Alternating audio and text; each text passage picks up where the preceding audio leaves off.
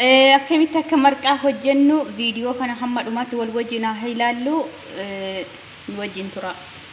Hai akkam jirtu nagaa keessanii hordoftoota chaanaalii Araarsee akkam jirtu arramoo viidiyoo ajaa'ibaa viidiyoo haaraa qabannee isinii dhiyaadheen jira. Arramoo marqaan akkamitti akka hojjetamu yaa marqaa jechuun aadaa Oromoo keessatti hin barbaachisa jechuudha. Kun duqeetii fideen jira bishaan danfaa jira jechuudha. Bishaan irratti xiqqoo ashaboon godha. Ashaboo maankaa tokko ashaboo maankaa tokko godhee bishaan irraa qannafadha jechuudha. Amma kan ittiin bilcheeffachaa deemnu jechuudha. Booda irratti daddabalachaa kan deemnu bishaan irraa qannafadha jechuudha.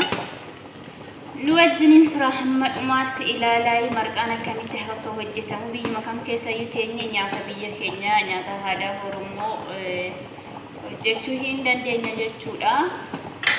Waan hundumayyuu hojjechuun hin danda'ama biyyuma kam keessatti iyyuu. Amma duqeetii itti naqanna jechuudha. Duqeetiin furnoo duqeetiidha. Rakkoon qabu waan fedhe yoo ta'e jechuudha.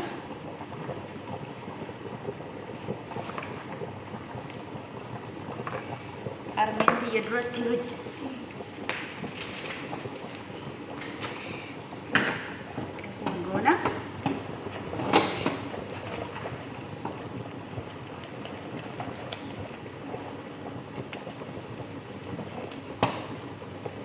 Duqeetitti dabalanna.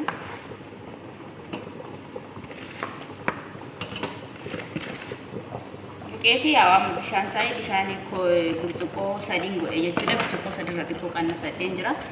Amma duqeetiin bishaan isaa isinii fuudhe duqeetitti naqachuu dandeessu jechuudha.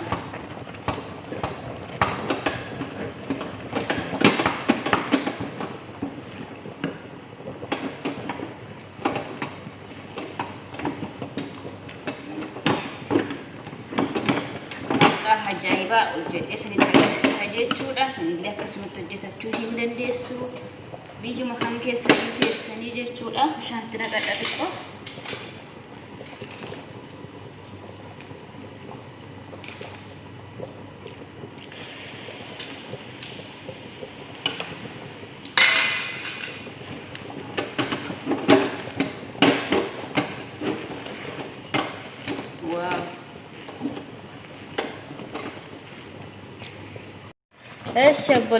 Hordoftoota keenya kan bilchaachaa jira jechuudha. Sirriitti bishaanitti nannaqaati. Sirriitti sukkuumuu qabdu jechuudha. Yookaan immoo sirriitti haashatanii marquu qabdu jechuudha. Akkas gochuu qabdu jechuudha. Hin ulfaata jechuudha marqaa hojjechuun. Dubartii deesseef marqaa marquun hin ulfaata.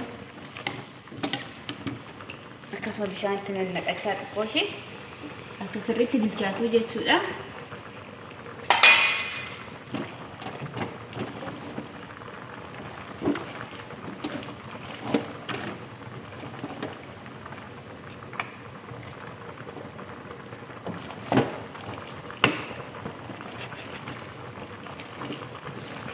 Akkasitti sukkuumuu qabdu sirriitti haashawuu qabdu jechuudha. Akka bilchaatuu fi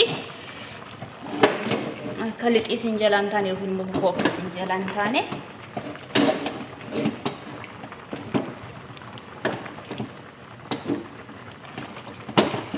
bishaan xiqqootti naqachaa fi akka sirriitti danfu jechuudha. Xiqqoo ishee akkasillee goonee tursiisuu qabdu jechuudha. Rakkoo hin qabu.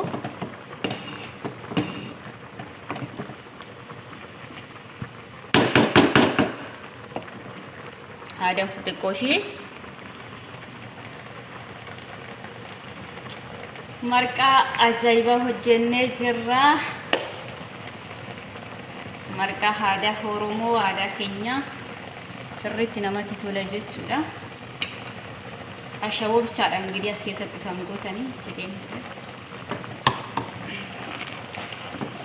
Ashaboo bichaa barbaadaa jirti. Iseerraa baafne immoo ingidihi waan itti goonu walumaan haa ilaallu.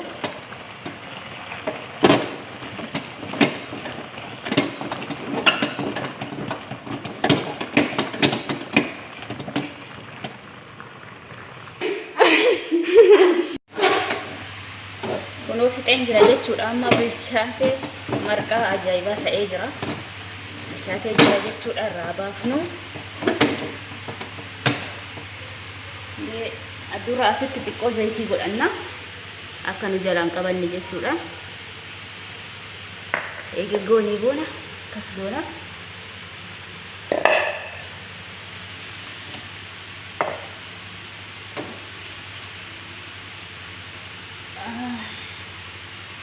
Wow, marqaa ajaa'ibaa ta'ee jira.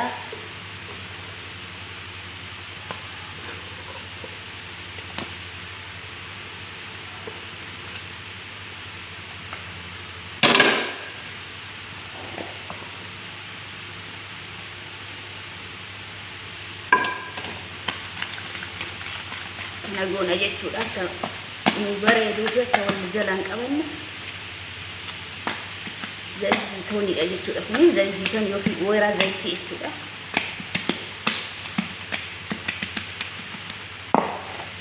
Boodarra immoo waan itti goonu hamma dhumaatti wal wajjin ilaallu.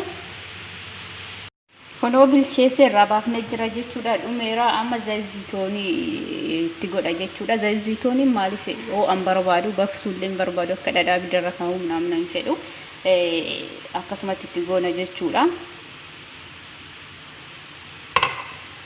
Zayitoonii itti godhee barbaree biyya keenya kan Itoophiyaati jechuudha. Barbareen itti godha.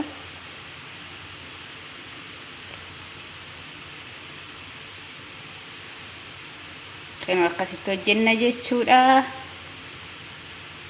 Aksinillee akkanatti hojjetachuu hin dandeessu jechuudha. Idduma jirtanittiyuu yoo feetanii garaan keessanii fedha yoo ta'e hojjetachuu hin dandeessu jechuudha.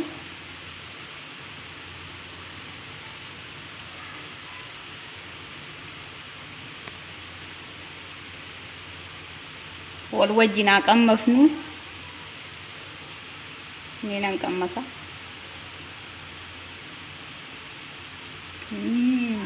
Marqaa baay'ee bareedaa hojjedhee jira. Isinillee akkanatti hojjetachuu hin dandeessu jechuudha. Baay'ee namatti toluu qammooftanii.